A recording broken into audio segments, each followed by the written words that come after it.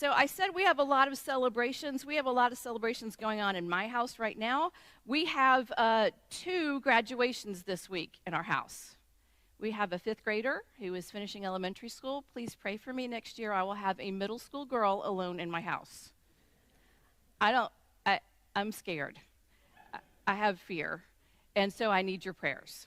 But we also have our 2nd child is graduating from high school. I believe we have a picture of him, if we could show that. This is Shane Carafonda. We don't have, but there he is. That was his first week of kindergarten. He is a late summer birthday, so his birthday was always the first week of school. We always had a pool party, and even back then he loved golf. You can see his birthday cake. There's a golfer on there. And this was one of my favorite memories because it was kind of the start of who he was in school. Shane came out and was a partier. He just was the life of the party. When he was 2, a babysitter came over, walked in the house. Christina is very beautiful. And he says, "Hey." I was like, "You're 2. You cannot do that at age 2. That is not, please stop." And every year he surprised me with just how full of life he is and how much he thinks about things and how much he thinks about God. A few years ago, he gave his life to Jesus. And so Shane is the type of person who will, he'll go off for a few hours to pray and to journal. And then that same day, he will tent camp in the McIntosh High School parking lot. So he's just a wonderful, wonderful kid. But what has amazed me most about Shane is not just his faith and not just his joie de vivre, but is how much he can eat. He can eat a lot. And when he started running track in middle school, I was just amazed at how that number just got bigger and bigger and bigger. So I did a little math, and I've calculated exactly how much I think he's eaten of his favorite foods. Now, math is hard, so don't think that these are really exact numbers, but they're pretty close estimates. I've got a good amount of his favorite foods here, and I wanted to share exactly how much this is, just so you can wrap your head around it. If you've not had teenage boys in your house, this might come as a shock to you, so take a deep breath for just a second. Shane, in his lifetime living at our house, has had 3,744 slices of pizza. He's had 30,000 ounces of Coca-Cola or some sort of soft drink. Yes, you can applaud that. That is pretty amazing. Anytime you can applaud for Coca-Cola, my family is very happy. All right, he has had 3,142 pieces of sushi. Yes, I know, very amazing. And he's had 324,640 potato chips of some variety.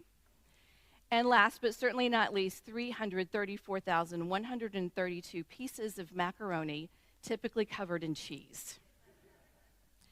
Tables are important and food is important. When we celebrate things in life, we celebrate with food. When we have a wedding or we have a birthday or we have a big event that happens, we think about what are we going to eat or where are we going to eat or how are we going to celebrate, and food is often involved. And tables are very, very important. The typical first date, 90% of them are eating out at a restaurant. Because when we eat around the table, something happens. Something happens that helps us to let our guard down, but at the same time celebrate who we are. And although the celebrations are important, tables are also important on those days when you don't celebrate, when you're just having a regular meal. And yet in America, we've kind of lost that sense of the table and how important that really is. Most people in America will eat together as a family 5 times or less per week. And when I heard that statistic, I heard, wow, that's not a lot. And then I thought, I'm lower than that. Because we get really busy, and our kids are scheduled with stuff, and we're scheduled with stuff, and work and life happens. And it's so easy to go through a drive-through or to just grab something really quick, and so we don't always eat together. The other statistic that has been said is that there are only about 38 minutes per week that couples actually spend in face-to-face communication. When you're not eating together, you're not always talking together. The table is a place where our identity is formed, where we share stories around the table and we find out who we are, because we retell those stories of our past and we talk about what we're about to do in the future. And so our identity is shaped around the telling of those stories.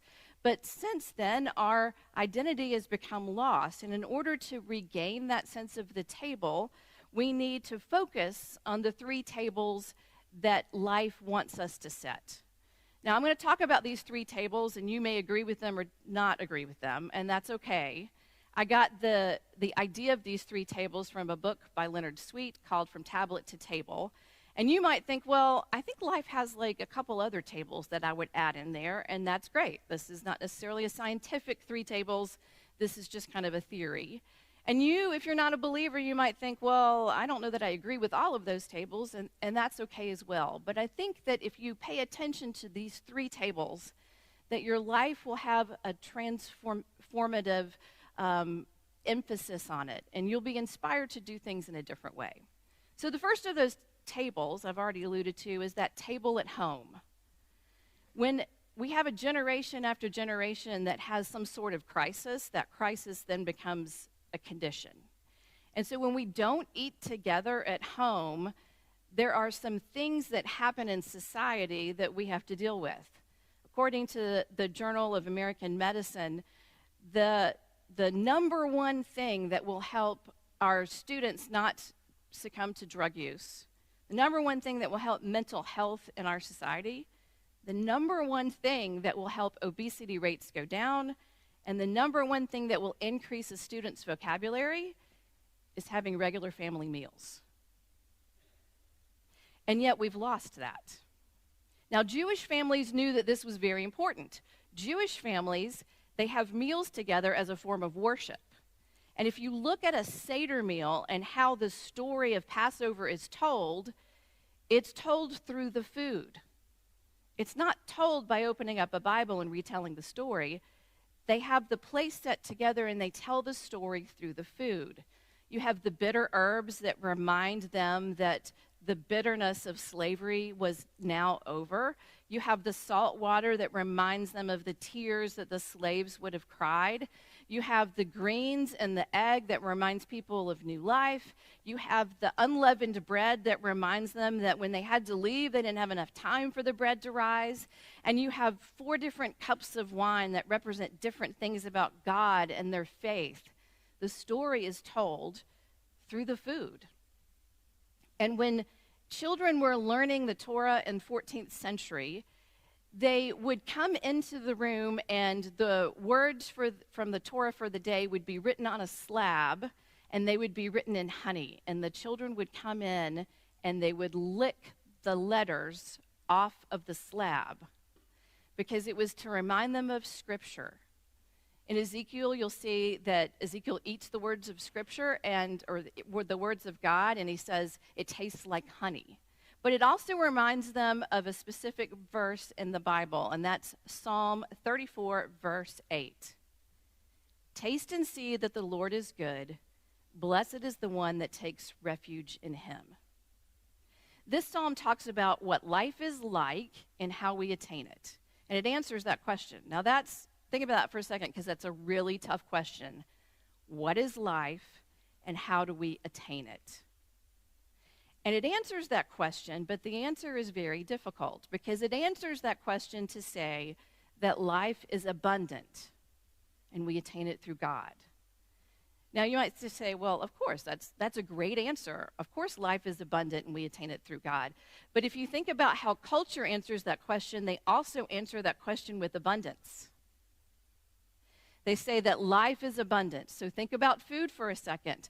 Life also says that we should celebrate with food, but if you look at the commercials, they want you to celebrate with a lot of food.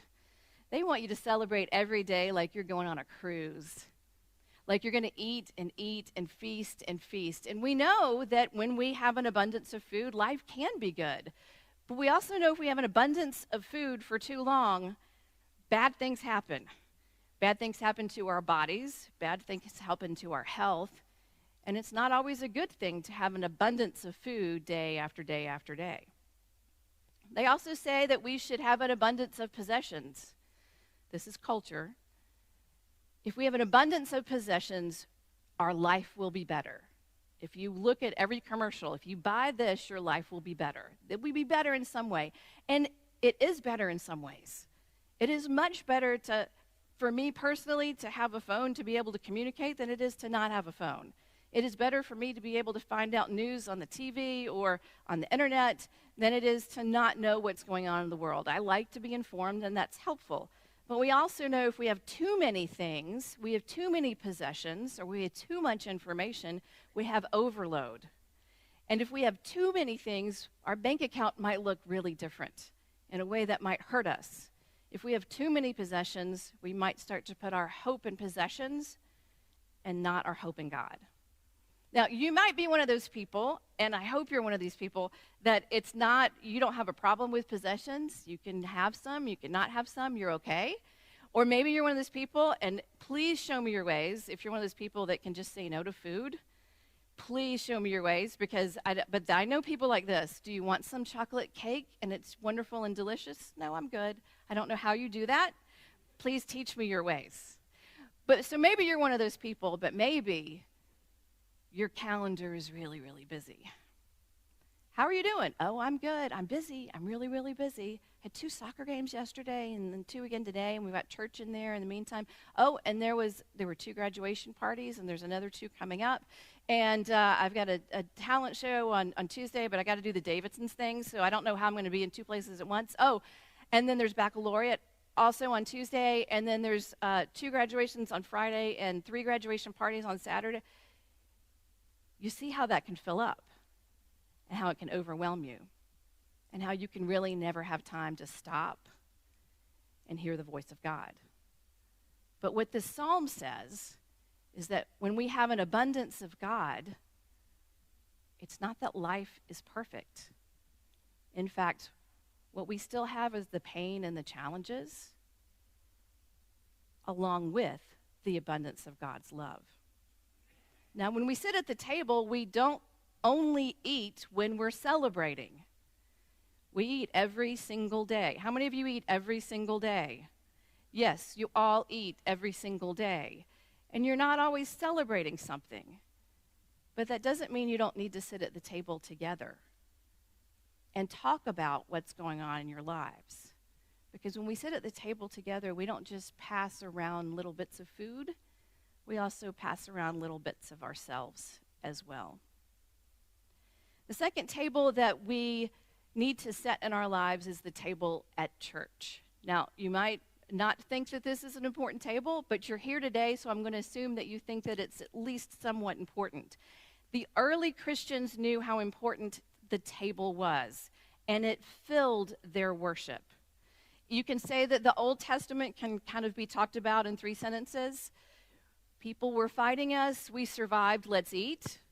That's all of the Old Testament. And if you look at the New Testament, I love you, I forgive you, let's eat. Because food is a reconciliatory event in the New Testament. And then when you look at the two together, there's a lot of celebration that goes on with food throughout Scripture. And it was no different when Jesus came into the world. He was born in a stable and laid in a feeding trough. And at the end of his life, he celebrated the Last Supper with his best friends. But the story wasn't over then.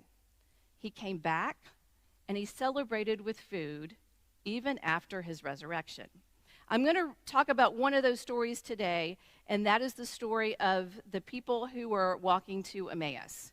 Now, it's found in the Gospel of Luke, but it's also talked about in some of the others as well. What we see here, we have 2 people that we don't know who they are in Luke, and they're walking toward Emmaus. We don't know exactly where Emmaus is. Scholars tend to think it's about 7 miles outside of Jerusalem.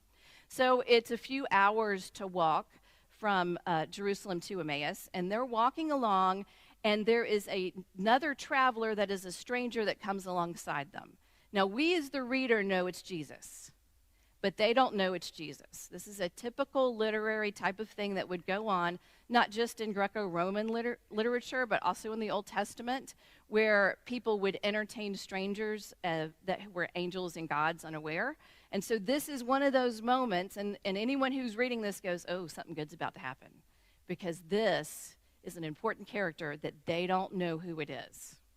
And so they're talking as they walk, and we don't exactly know who these two people are, but if we read in the Gospel of John, we see that Cleopas, who is the man who is mentioned later, he is the husband of Mary, one of the Marys who was at the crucifixion.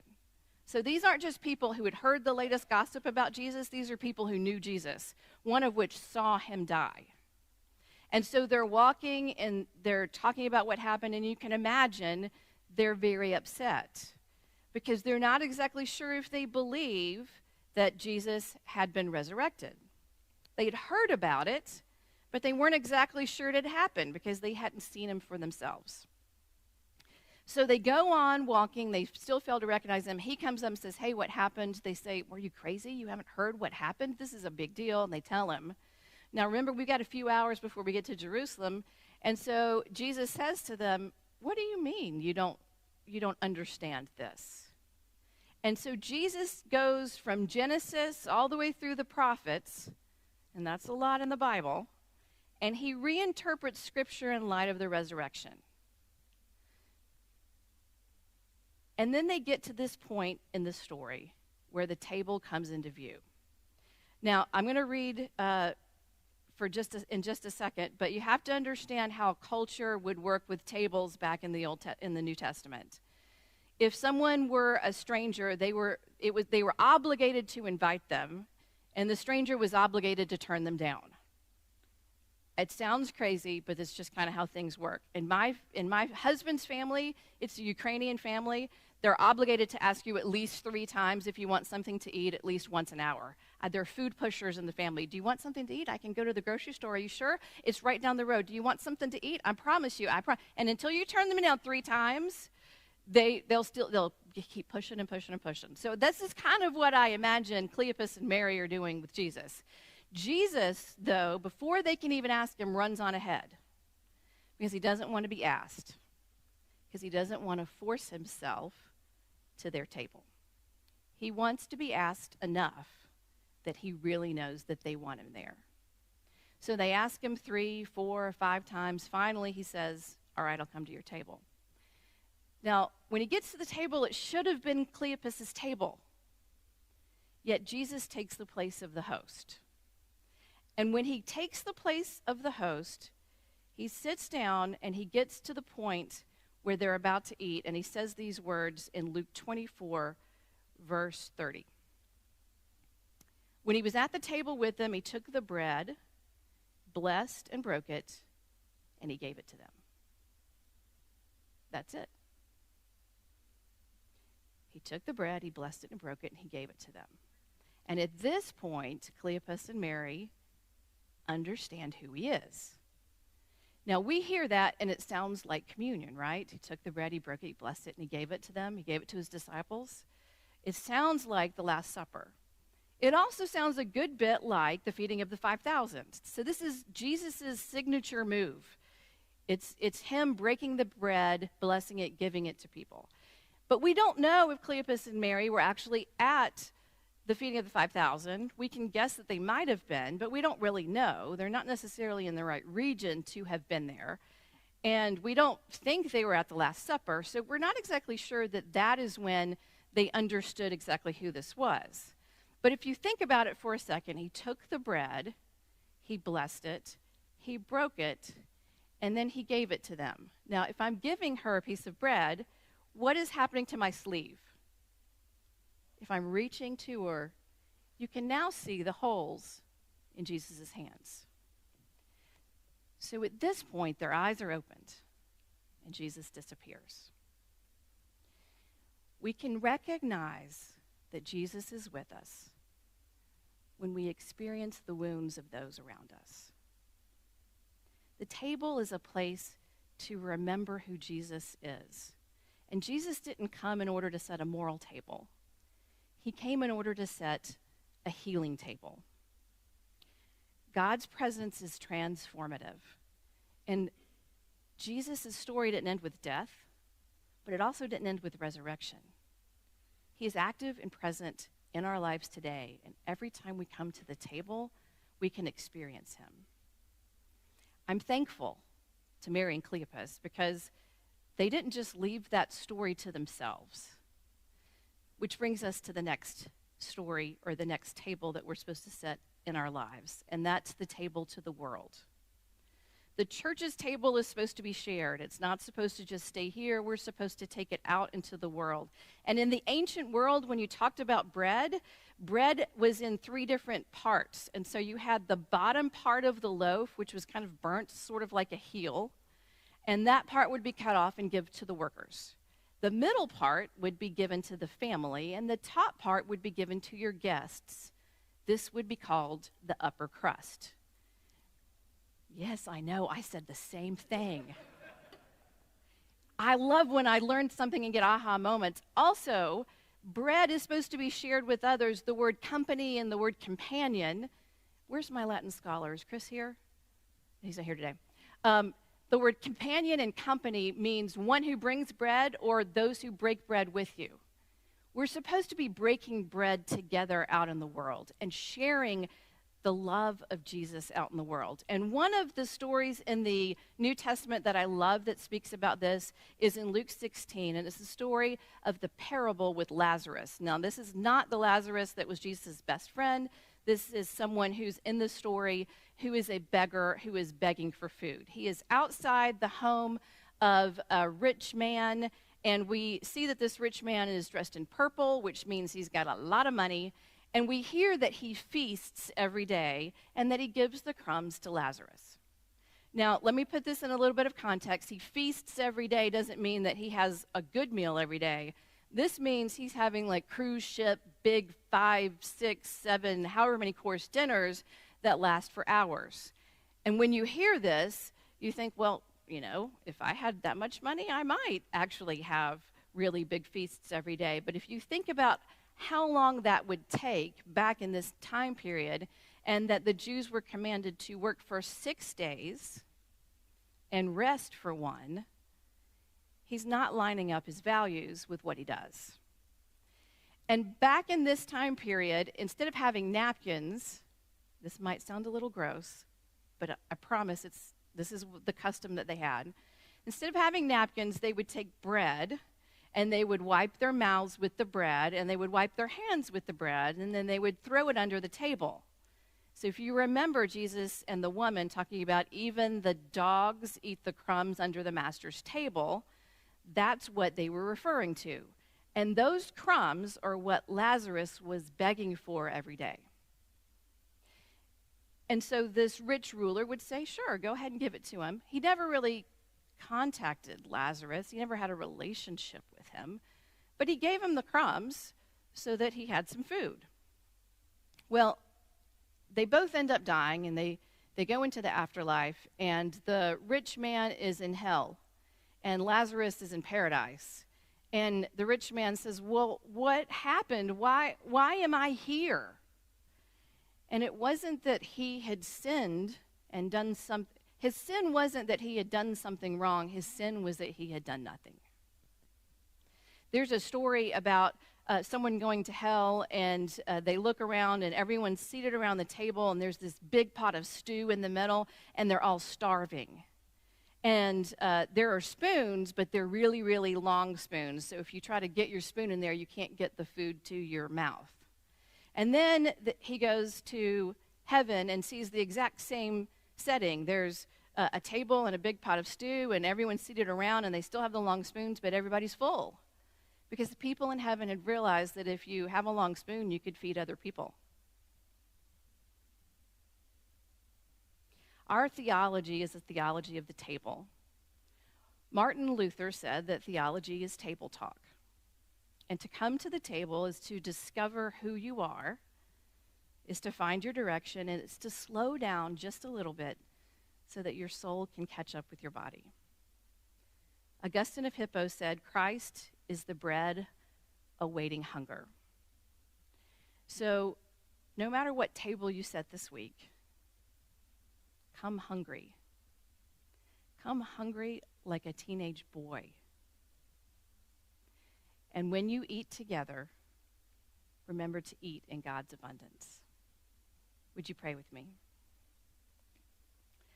Wonderful God, we are thankful for who you are and what you do in our lives. And as we think